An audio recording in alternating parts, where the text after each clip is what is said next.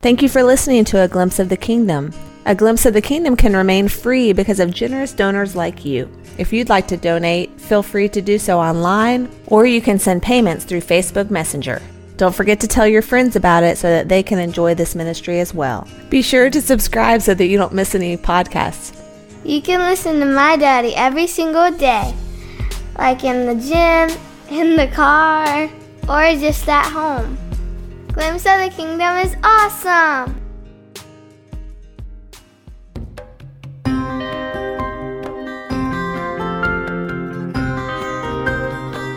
Hello, thank you for listening to A Glimpse of the Kingdom. I am David Pendergrass. I received a question the other day from a listener. It was a really good one, and I'm going to read it to you. So, quote, I'd love to get tips from you on how to keep your emotions in check when talking with our atheist friends. I should say right off that I've never been nasty, rude, or ugly when I've engaged them, but I do find my heart rate elevating and adrenaline pumping a bit when I do engage in conversations. There is one dear friend I have from childhood that I discuss these things with and hope to reach him, but he is an angry atheist. Talking to him about the subject tends to zap my energy and feel like a competition of sorts. I played sports even into adulthood, so there is a natural inclination to, quote, win emotionally, even though my head knows ministering to him will be a lifelong endeavor. I'm completely aware of it as it is happening and try to throttle, but it is a challenge. It's not his arguments that make me nervous, as none of them are convincing. In fact, it's mostly based on pure disdain for all religion and belief in the supernatural in general. We are all in the same boat from this point of view. It's the typical, quote, religious people are closed-minded, bigoted, homophobic cavemen who cause all the wars and try to force their beliefs on you through manipulation and indoctrination on youth and society. I'm still trying to get him to understand that the question, does the supreme creator of everything exist, can be separated from organized religion and the people who worship false gods or practice their faith poorly. He gets worked up very easily, and I have to be very aware not to get sucked into a similar emotional state. I think that anger makes him feel alive, though he may end up giving himself a heart attack someday. And he says, seriously, he does do some other stuff.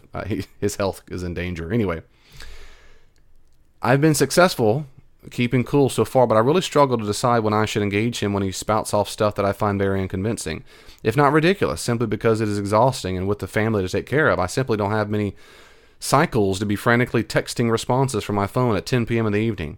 I really tried to stay off my phone after 8:30 so me and my wife can hang and decompress from the day. So how do you keep it from getting exhausted? Deep breaths? Do you summon Yoda? Send him fart jokes to lighten the mood?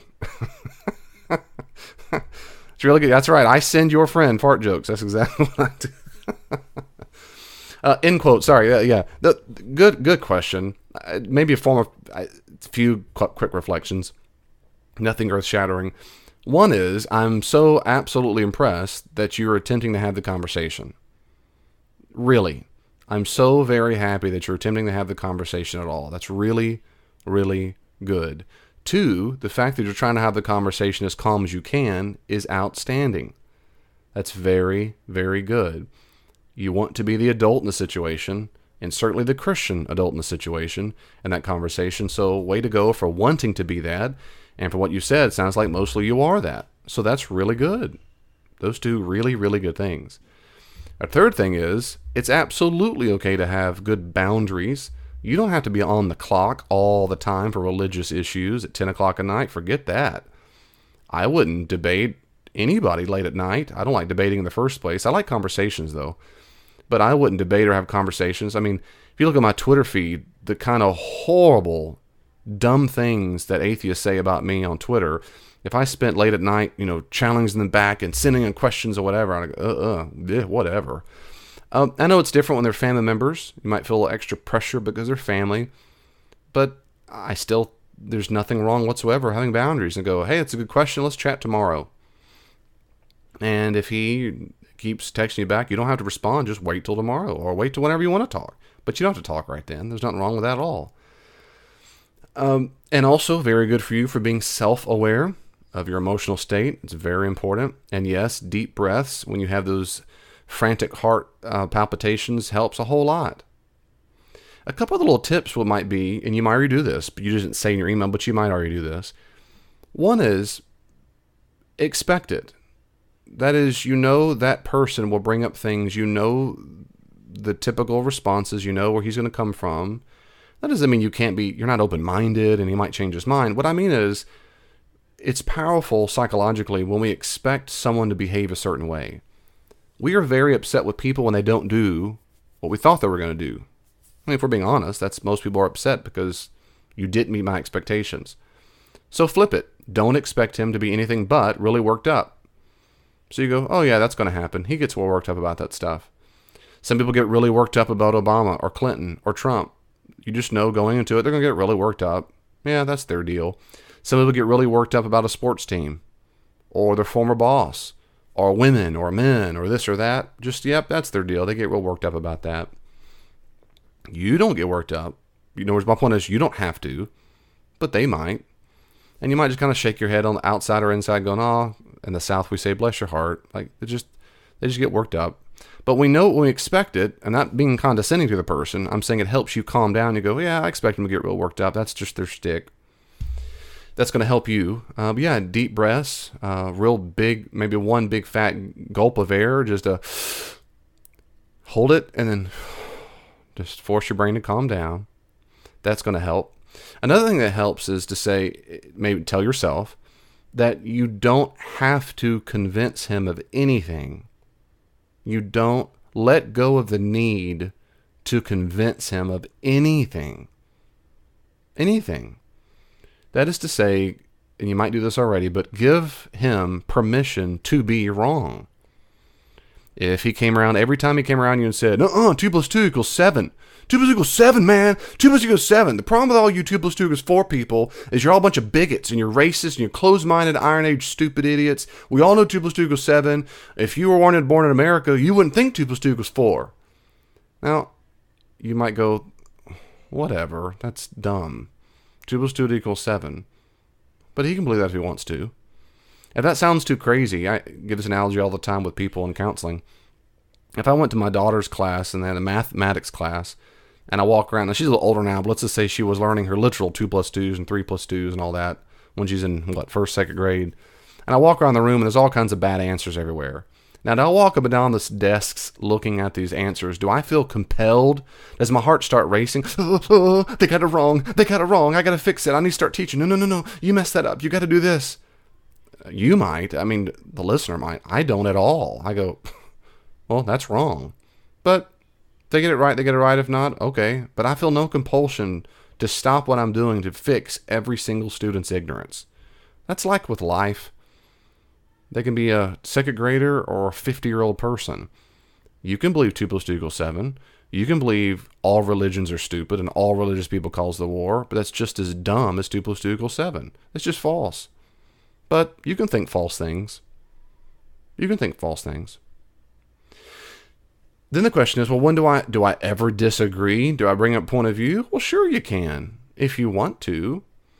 And if a person seems like all they're going to do is be argumentative at all, then you don't have to. If they say, what about you? You don't think blah, blah, blah. If that's the case and you found the person has a pattern of being argumentative, I say that. I say it. I say, well, I'm happy to have a conversation with you about it, but I don't know his name, Bob, whatever. But Bob, in the past we've talked about it, you seem to get really upset. And maybe I'm wrong, but you seem to get really upset. And I don't know, I guess I just don't want to talk about it if you get that upset. And then you wait for his response. And if he changes that, well, I'm just saying blah, blah, blah, blah. I would not say anything at all until he responds to your comment about being upset. If he says, no, I'm fine, well, then talk about it. But if he goes, well, that's the problem with all you religious people, you just look at him and just grin. My point is, you're going to talk about him being upset before you change the subject. And that's not mean to do. It's not condescending to do. You don't tell him how to feel. You shouldn't get so upset. You're not his parent. You're just commenting on how it usually has gone in the past, and you don't want to experience that again. And so you're open to have a conversation, but not if it seems to bother you too much. And if he says, no, I'm fine, or whatever, and you start having a conversation, if he seems to get really upset again, bring it up again. Well, here's another example, Bob. Brother, it seems like, are you okay? Are you able to talk about this without getting too emotional or not? Because, I mean, it's okay to have emotions, but you seem to be hypersensitive to this topic. Am I wrong? That's okay to do. Another thing is, Another thing, and this is more of a counseling role, more of a psychological role, but personally I'm very comfortable in that role because of my experience education, and you might not be. And that is to ask him about why it seems to make him upset. That is to say, you deliberately don't talk about Christian data or theistic data. Instead, what you talk about is his feelings. Why does he seem so opposed? And whatever it is he says, you ask him, why is that? No matter what it is. Well, I'm mad because religious people cause all the war. And I'll go, why does that make you mad? Well, because they shouldn't, whatever. So you think all religious people cause the wars? Yeah. So then you think I cause wars? Well, maybe not you, but everybody else does. And that bothers you? Yeah. Why does that bother you? Well, they shouldn't do wars. Oh, okay. Why is that? You just keep asking. You allow the person to figure out what it is they're so mad about, and you just talk about that. And that's it. But it's genuine. You're really listening. You go, how about that? And at the end of the day, you might just say, well, I'm sorry you feel that way. That's a real bummer. That's got to be real difficult for you to be so upset about that all the time. But that's it. They just, that's it. My probable last thing I'd say is, and I don't think I've said this already, and that is, it is okay for you to get a little anxious. It's very unlikely that you're going to stay around like a Spock character or Data. If you're a nerd like me, you appreciate those analogies, but you're not going to stay like that the whole time because you're a human being, and because it is family, and it's about religion, and someone, if they're kind of going, blah, blah, blah, blah, our brain, our amygdala, recognizes that as danger. We're being yelled at or fussed at. We might feel in danger, which causes adrenaline and cortisol to shoot through your body, which makes your heart race. So that is precisely what should be happening. So I would not expect ever that you'll be perfectly calm in a Zen state.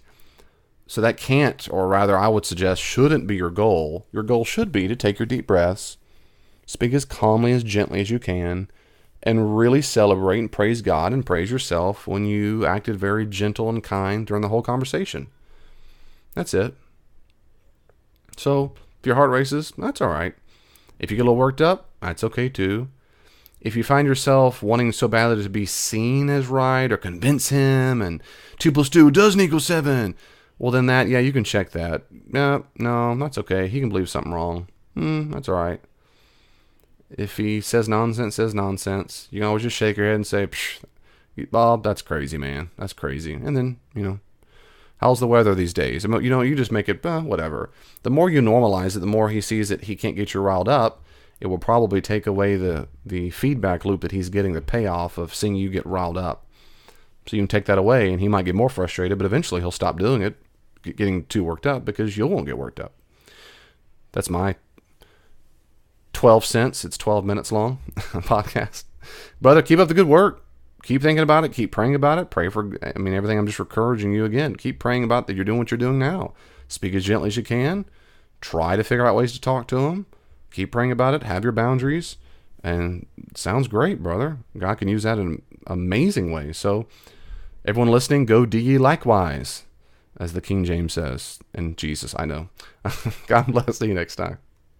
Thank you so much for listening to the podcast. I really do hope that you enjoyed it. I hope you'll listen more. If you want more, go to davidpendergrass.com. There are tabs at the top that let you have access to all the podcasts I've recorded, to sermons I've done, books I've written. They're all there at davidpendergrass.com. You can also check me out on Facebook, facebook.com/glimpse of the kingdom. facebook.com/glimpse of the kingdom. And also look at my Twitter feed at glimpse the kingdom. Or at Dr. D. Pendergrass, at Dr. D. Pendergrass. There's tons of ways to reach out. I hope you will. Send me your questions, send me your comments. If you'd like to support the ministries of Glimpse of the Kingdom, you can also find ways to give online on davidpendergrass.com. If you'd like for me to come and do some consulting, check out my website, davidpendergrassconsulting.com, and I'll be happy to come out and speak to your organization and help and train any way I can. God bless you. See you online.